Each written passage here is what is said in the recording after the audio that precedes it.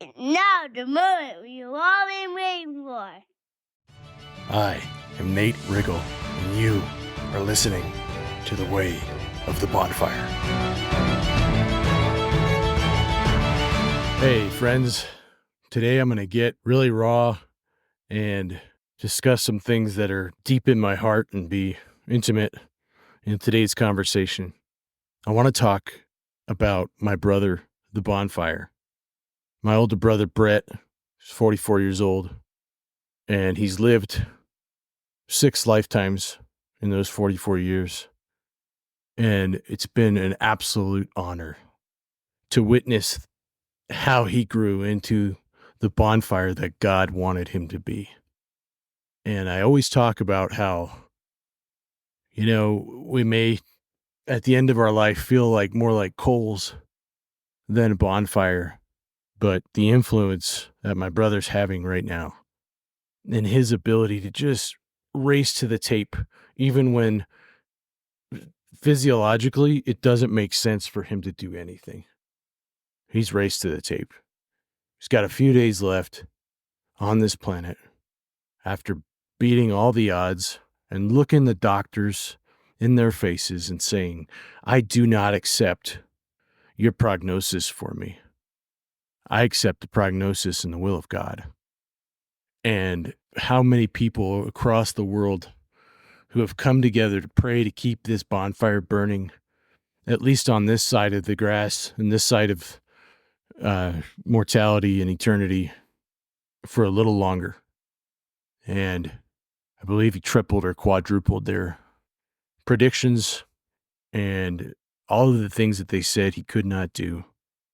He continues to defy those odds, but he has accepted that it's time to go and join a greater, more everlasting source of light and warmth and truth, and be with my dad and our God and the Lord who makes everything possible for us. It's been magnificent to see somebody who did not wait to make the most of their life.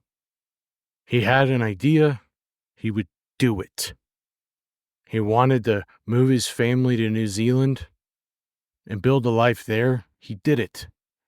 He wanted to come back here to the United States and continue to have more adventures and live out all of the plans that he had for himself professionally and personally. He just went for it. He kept going for it, and he did not stop until the dragon that he was meant to slay was lying dead at his feet. And yes, he's taken a lot of damage, but he's shown what people are capable of. He rises up even when there's no muscle on his body. I fell down in the river the other day, or I was swimming in the river and I lost my sandals, and his son was trying to went and grabbed them for me, but I was having a hard time walking out of the river because the rocks were hurting my feet. My brother stood up, walked out, waded into the river with his feeble body and said, Nate, put your hand on my shoulder. I'll help you back to the shore. We do not have an excuse to squander the moments in our lives and the opportunities to help people. You are not meant to go and do somebody else's plan for you. You are not meant to go and fall into this norm that's been prescribed by people who are just trying to get you to live up to their agenda and help them be more profitable. That's a detail and a byproduct of living a more full life. And that is your choice to do that. It's your choice what kind of impact you're going to make. It's your choice to decide if you are going to wait for something to come your way or if you're going to put your boots on and go get it. Between trying to figure out how he can put an exclamation point on his life, he had to go and lay in his bed and talk with hospice nurses. And when he came out, he knew he had a few minutes. he would say, here's 10 things I want you guys to do for me so that I can help my family more. Or, hey, we're going to have a juice party. I bought all the juices at the grocery store with Jake, and we're going to have one last hurrah here, and we're going to drink juice together. He's squeezing all the paste out of the toothpaste, pushing up on the very end of it. And that's what a bonfire looks like. It's pointing the way to possibility and potential and the strength that comes from God and Jesus Christ. It's showing us how to find true happiness and peace and love and trust and togetherness, and how to seek strength and growth. Not through talking about it like I'm doing here on this podcast, but through and actually living it.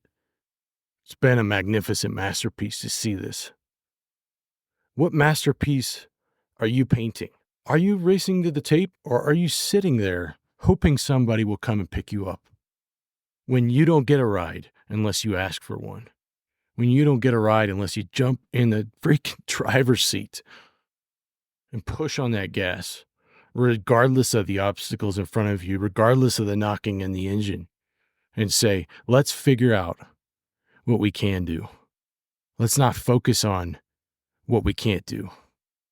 Let's tap into a greater light and be the bonfire and the lighthouse, as my brother says, as a reflection of something much more benevolent and powerful that oversees all of us. And if you don't believe in that, I'm sorry. At least believe that there's goodness.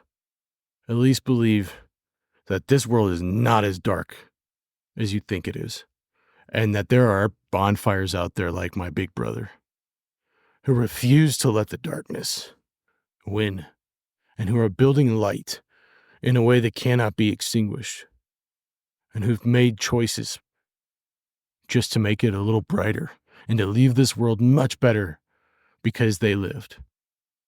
Go get them.